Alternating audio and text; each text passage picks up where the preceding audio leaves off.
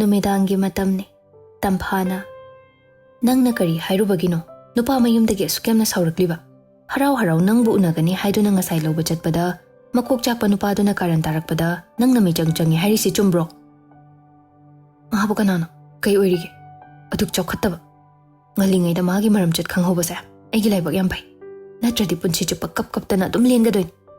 Hay, nachindu khumno taning dini. Aduk pawa iya nupado nang nakok tugi hakanda phattaba tahalin. Ha, karigino. Nang puklubagi mahira base. Ay kimta tayin dema. Luhong baso haidokpi ko. Hobada suyaba nate. Hujik na hena yaning tre. Ijat mangning mangjasat. Hay, ngawrabo nang bo. Ha. Keso na. Ay, karino na koy na duklaw na rido na. Ahing dalaw gilaw na roda na. Hujik law na doy siya ro. Makoy babaso niya. Wari si kangiba na dro. Aduga, ay nalan ba di tahanbigan? Yung sige mang na bagkasyo kiba na tinong mata. Naya oy daw duda, kokchak to na kao ba net patawrami hay ba si tara ba na dro? Adu tari na kidaw siya ba no? Marala madilayram gani. Ay siya na, magi pao jat tari ba ni? Adu na may chang-changning din. Nang na kokchak tawri ngay, namdana na jagi waroy po chupuhale. Ho ay napatabang hagta ni. Nang bukaram nangang na sige ni. Igo do.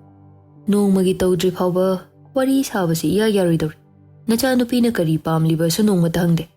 Baba, ay luhong busok ng gamar. Ngay ko. Ado siya higta haibiyaba nati. Karigi khatnaraga halakti no haibado mayiksing natam. Nang nakari lan ke, ma nakari haiba.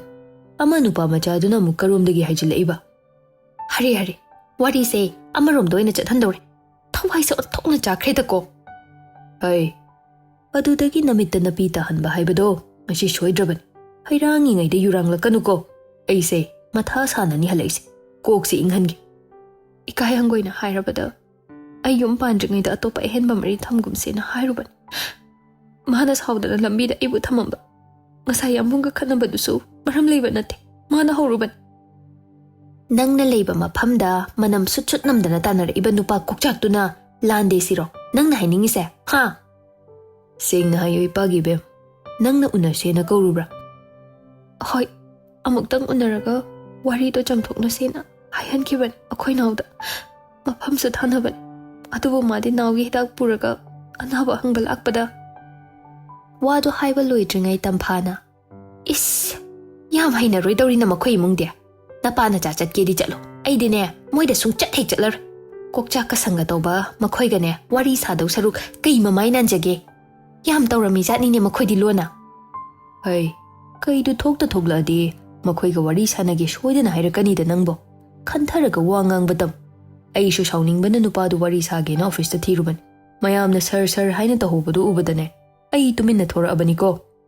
Hay ma, sir kauraga kay dawrage. Nang si ichuta dabada natana, sir hay bagi wahan thokso khang dramal. Pung si mapantaga dawri, pao yung ucho. ISTB da ne, naya nupa oini na mukchari basak phazabado. Karbar hayraga, guli marugi karbar dawram da na hapawbani. Kariya, mahabo. Tawda tawram ni, atuk chawkhattaba. Hera, mina pao seran turan tamjinbiba oiram nida. Adugumba tawgadaba angang na tiye. Ay ne, pao dong ta yongkiki. Aduga phone tawraga warol do, soidan hangani. Tawri si yung, iten kay Jane Chris. Baba, yambong landaban. Ay siya nang mamo na wari pumbalire. Bibig na tawri do yaning de, yam kan na hayre. Mimang tumang na ijade na, karagyan tara di padaw Yum sida amuk dhap tawrakadra. Karigi dhap, tawda tawrak siya nun eh. Kasyu khalu nu'y chaside, phazana potharaga layro. Wakhal nungaitaba amatasu khaluranu ko. Maana nang basana ba yaba nate. Phone phawba smart oira matam sida over smart oiba ma yauri magi masada. Mapat thokraba matong Dilip ta call tawi. Yam naiba sabado TV da hape ne. Nung tilgi chepong da sumangag tangayri. Ay so hana kang hodre. Kay lerge nga si call tawi si bo. Lana kanu ko sumhang bani. Yambong do yam saubra. Dilip thawai na wahay henjili. Ma sauba na kari, sauda na kari. Thabishna ga wari saki badagi ngasai nokfe tawkraban. Onthok na buja na kre makoy ni de. Khatsu kana de. Makoy ni koy na razalo. Ay adugumba wadi hangde da. Hangning basu phawde. Migi privacy ni. Dadile, yambung do amuk unasa habada yarat loidra. Hayeng di Chief Minister yauba meeting ama leibani. Hangchitna Thawalgi thabak mafamda chani. Aduga masemna Works Minister gi da chagle. Adugi matungdi sangoidra. Dr. Oidona namidang puraga ayuktana kombado engineer saif kiri yade do. Office haibam so leibani na handakti amchili. Nangsu aibu warawra dadile. Kegi waraudoino maram si leitana. Nongma nangna silaga aina yambung unakidana. Masidi aina oina request tawzagi. Mahaba amukta unabagi tanja pihanbiyo. Nangi mateng sa yam di pangning. Adubu ngasigidi ngakpigani. Ay madungam daw mante. Mama sana yada na force tawbaso. Aduga ngasayda sa wathok thokibani na amaguli phabagi do nate ko. Phunakibadugini. Kashu kaide. Ay thamba yaradra. Yambonggi phone number pibiba yagadra. Laururanudha. Kokchak pa aigi marupka kari waribu sanadoino. Sauganbani na sim thudikbi phone thugaibi yam tawgali. Madudi thoganingde. Arembada sil tingbo inthoi.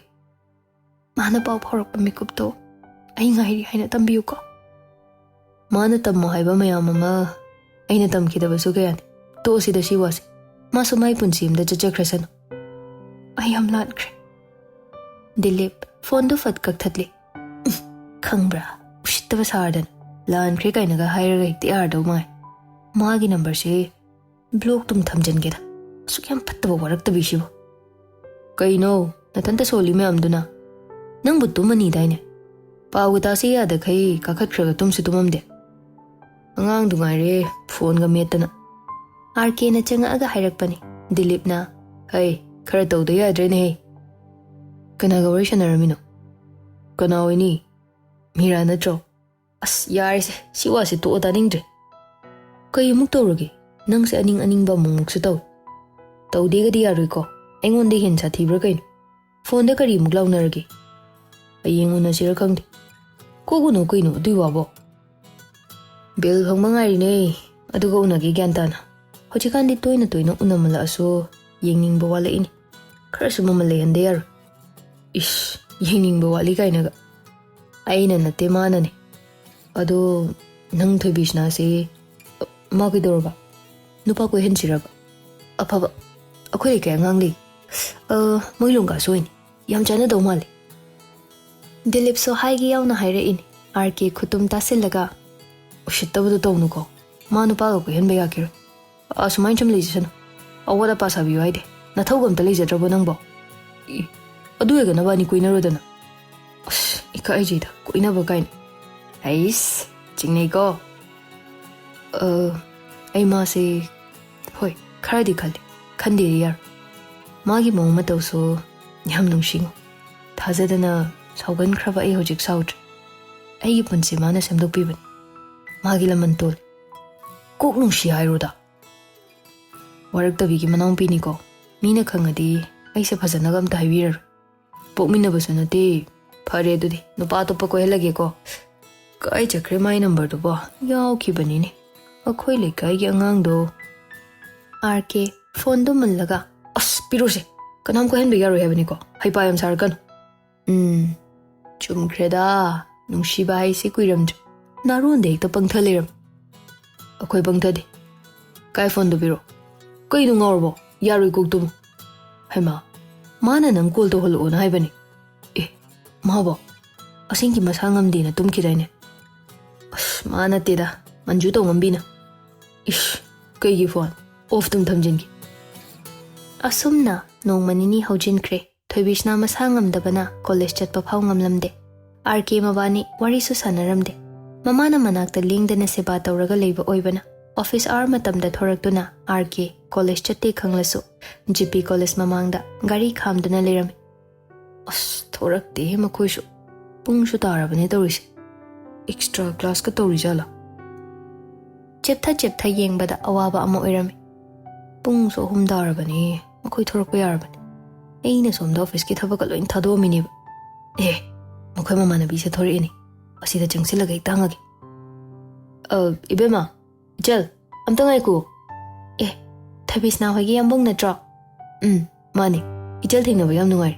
Numit humni mana class ya hodabagi note singdo ai hojik Xerox anta kapkige kuirui yagadra yani ye yambo hojik sum tawdora mana su notebook waige na hairakpani ado khui se kharadi thire nangna ba isan bagi dhyan dagadra khangdi kei gitaroi doino adum ta jusani hoy adudi ngak ngairage ichalbu yumdei loba lakadro ai thinbiramoro yumna kaidaino nathanta su oi khongmandai ne yani da auto da dum chatlage itomta chatpa dum hainar nungai de da ai dum thinbiramagi kuidau su natasibo kashu khalun nong phadokpu nupadana tamo karam bano nangam tawlo mapado dada ai mapado thoplagi si hana tawbiro aduga sidagi hobiro aduga oi thangbana kandi yawhanbiran adum yetagi hobiro asumna Xerox tawbadu loiraduna RK na suchibo lo ai thinbiramagi maningdana tumtongba kaidabro mamangda sumtongagi mina uraga mu yai daigide chalase dudi singjamai mapai kyorakpada pot legena gari khamge toramba manjuso RK na nakanda nupi amaga noktana nakanda famhallaga wari sanaraga chatkibadu ubada prap khamdabida tanarami kanai nupi ojano satri somali ne side khongmanda leuruko sidagi changage habanina mana ba phabaga mung thingnase aduga chapa chase nongnini amaga laktradi ai Xerox amuk lawge ko hoy yaye yambo adu ichalgi painaba number amta pirakira yani wache paiba natro yambonge haibirak payagadra ai etawraga chat adum tawrake hoy piraki manju laptakna hais asidi akhoina hogadinaba mamana biduni makhoi karamna khangnariba koinariba haidurane is yamde male mongse phone number ga longnari malini asi angangse aibu wari sagadrane gari amuk maning halli yamonguraga aise amuk lana khan kitari as aino moina laake mai ka age mana asuk thuna hongi sidi maram ma leiramedana RKD nokfet tawna mamai ka aga thawraklame yarni siwardi horin thabak loiraga hekta unawrage pawga phawnadana leiba ngamtre ise ngawra male lambidagi manjuna thoibishnada call hanjin tawi warau khibana pairakpa koba leite sauning mandana manigi number du da mu call tawsili taye kaidawe haibano akhoina leibro ne phone am to paihan bigera aruba wa ma haidau lei magi da tobasu sung pairakte ta trabra khangdi ngai ko hi phawbani masano ngai dena phone ga pam khrabi mana ne paida ba kuire phone ga magi na bado phadri bauji phaw fatte handak tine kuina nai masa su sole sagat basida drip kap tawsu yadraba ngayu ko ma bong ta hodoke thoibiya tabro se hogalo se noi chiche phone tori wa aruba ma haido lei hai se midang ta pango se ma pungya darge ahum hen bada ngairiye se kai leirage hangbi phone sum pairaga ne ngai han bahuna de tapna lauraga hainingdana hello je nang yambonga paw phawnaribo mana toidu yam thajade ai ngakpana khamtheng nangna sembiri na mana bido mama sana bu yabraba kaino aisibu je kanai nupi nang khangdabrane khongmandagi masa parap toba nanga shutina bado thaina school daga pulakpado mamingdu ai kawrene kaino khongmandai di suchini aiga school pulak boiradi je phasana liro wari do ai gyan dadre nang su khangdribo yam ngaksani yambongdo nupi do gari mamangda haplaga mayum phawa thilakpa ai mitna wawrini aduga ne nupi tu na kumtharaga phone do mangonda pirini phone di kai gi made yum yora phawa check tawribo oira mali singjamai da pot lei chatpada ubani ai angai mana sam kaktana firol ananba setli dudi nupi duga koina bai oira mali ai call tawge suchi da aduga hangi thajadraga ne aina zoom tawraga namhaba photo do WhatsApp pairo hojik tharaki ai pura ngakpani isa se tawpham khangdre chenanga idudagi aina hena bunga amani matang sidadi Hoi, nangso aingondabudi sauning male. Aina call tawbaga amta pairaktre. Numaituda bibek lakani tasengna khangdabane. As. Adu wado pala adekta sauning. Numaituda chena wa amta haida khaitumin leibado. Yam nungaite. Adugi nupadu su ngakchau thekmankre. Yam hainade. Itai kainaga sukau hekaur. Ai maga walushana sena haikre. Waroi pot puba loiraga walushana se haiduna kaige. Chahidi aingondagi halle haibadani. Nakhoina tawrida. Ai makha manasu tawr. Yam phaba nupa nateda. Guli yonbagi chenadana khabarda hapkyodo uhoba natro.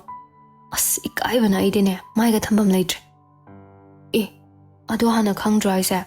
Yan yamna su tai lairik su yam haigaina haikre dudi. Gyan budi yam tazabani. Lairik di yambung na hena haibani. Magi makok jakpa mimang tumang naidabido.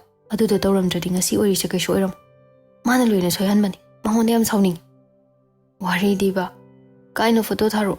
Ai sa nungaite. Tummagi. Hidak na nalleba. Ai noida leba la ora. Lakhino da. Naringai da mi lekpa lakpado nahamuk sa papana kay kaino yam haibado. Hoi pare dudi. Nang khara phagat paga ilaki. Leiba natrasu nangi anaba seba tawiba laki. Nini matom tawaramani. Tofam khangamaroiba. Adubudi papana du mating bangi che. Hoi pare. Ai thamage. Nang wacha parpa kaunu ko. Ai tharage. Medha nakandagi. Karino mana lolakliba churul mayamduna. Makhoi mama machasi oinane makuk layingda yararoi tawrisidi. Ish, nakhoina nama nungsibine kaini am hai khidaine. Hai, natti.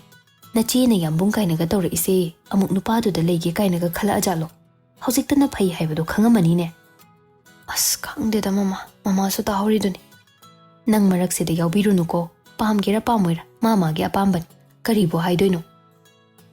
Ma, yambung se iga dawri ayoina.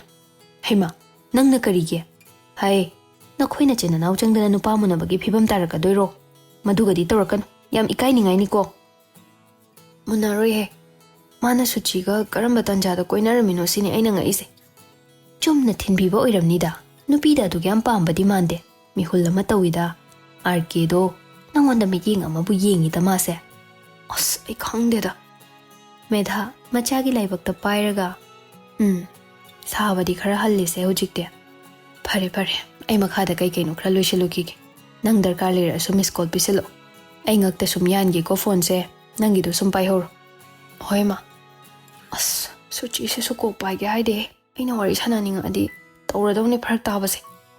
Photo do amuk yengi. Ai sidi phajana pinarine. Kai yo jano. Lona yam tawrami jani ne. Aingondaga lot piga tawradan. Paidadi pairu oda wari sasemi. Hello? Kai leirurage phone ga paidrido. Charge tawra thamambani. Angang na phone kingi hairaktradi aisu khangaroidaban. Ado na yambungdo laami ngasai yum phawa su thinbirame. Auto da chatke ga yadingo.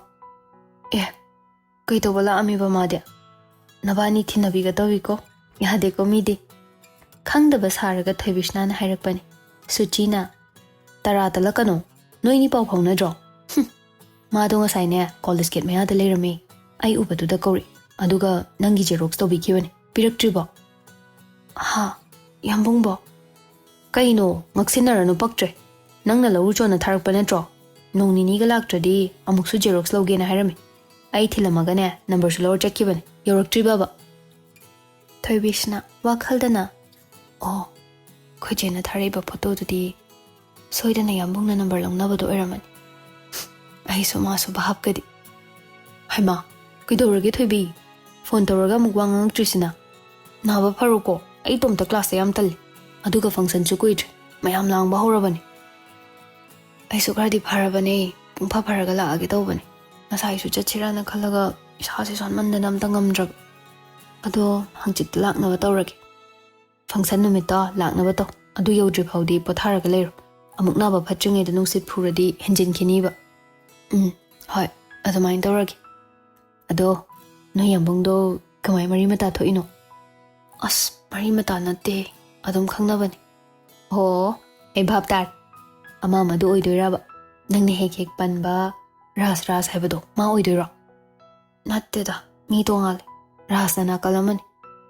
Oidoba ma khangnaro Nangi kuthiga chanai chanade, kuwak maiga manai manade tawbado to'o. Laibagta tamamba ama lakchasani bem. Is, wari di ba nangso? Akoy chega khangnarame haibado, yambongduni. Ha, madi nangwada kaidoiba? Aisu khangte. Noi chena mabu makok chakpani kaina haikidaine. Ubadadi, adugumba mi mandebo. Karambana chumdoino kok ngawri. Akoy chedo, hojita call dorambani. Nang drop tawbado uhawi, koinarira na hangambani. I, madi kaigi. Hojita nungshira iraba. Koinay na kok hai khoyadro dude. Nungai biri he, kido haidoiba. Nang mongse yaya deko, edi chingnei ko, chingnei haisini. Nang yambongduga koina kini ko gyan tarakpada. Gyan tarakpada ne, nungsibagi aroiba chapter ga oiramni ko. As, taningde he, akoy chega khangnaramini ko. Noi cheno otpe yaba otpi kraba nupadura. Nangna kok nungsibi, mabani cheluba sanatedana. Mana tawthorakpa mawngnasu, mana nangbu nungsi haibasidi, loinya ningi bema. Yareba, kashu oiroi. Oiba oidaba, ai kem khangde ko, masana bo hairaba, kok koina horo sida leire. Bema, nabung lakhauri ne nangbo, makhada kumba ngamgadro. Ai thamage, yambong lae hai, kona mung toraki. Wari nungai batama uko. Kona muk saro, mi kuina ngai hanba honade. Office tagine, mayum changludri haine. As, ai se ko ngauri tawine. Kuina hiplubagine, kashu tawreda, ima sambigese. Tapna kumsiko, amuk tushini. Mayraba, makhada phamduna leirami. Nakanda, achapot ki khawga loinana, notes kharasu thamami. Kari tawribano khangde. Phone duda, luk tharaga, mamit kuptana yengduna leirami. Medhana, nabungi coffee semake. Ngahagwari saramuko, kuiroi. Ichagina ne, horlick semake. Nabug lamamani. Kaino yengido yamba. Class of Clan haina game am leye. Adudo, hapta amuk phadawre. Akoini machana sanarambadagi, aino oina sanar. Online later basung ayade. Is, aha machadona. RK, phone do muk hapchili. Horina muk sanaragi. Nawa khara pharabo nangbo. Kumain tawre. Adum sagat la leirabo. Hidak chabadi leptaba natraba. Khara phare. Nawa se yam nungai taban. Kai kai de yaurage yambongde. Hange yauna hanga ini. RK, wa lotte. GP college yaurure, namanabi suchidagi nangi notes mayam ama xerox tawbirapun. Masu thongal phawba thinbirami. Amuk lawge sho hairami. Nangamdradi. Aduga phone number su pire. Ataidi office chalure. Kona lawrsu yabaduda. Nangudaba kuibaduda. Photo tharasu yabaduda. Online su leiraktabaduda. Phone tawraga hairasu yabaduda. Nangna sangamdabaduda. Tawningdabaine hayo. Masangamdaba midi getningdi. Waridi chamarak kona sarasu yai. Photo so chamarak thaba yaina. Uningbadi nungdigi phawi. Sakthi haina laknagera. Nongmata khankideda. Khandradi kari. Adumu ningbani. Oh, adum haiba. Amsao kino ba thoibishna. Ai adum gi wana tiba. Kaiginu khangdabaineba. Se, nangi notes achapot su yaurpani. Aduga lok khuramladina adugi syrup su yaubani. Naba pharuko. Pharage. Medhana thongjindagi. Kaino anisina wa amta ngangnadabi. Onni yengnaraga leirisina.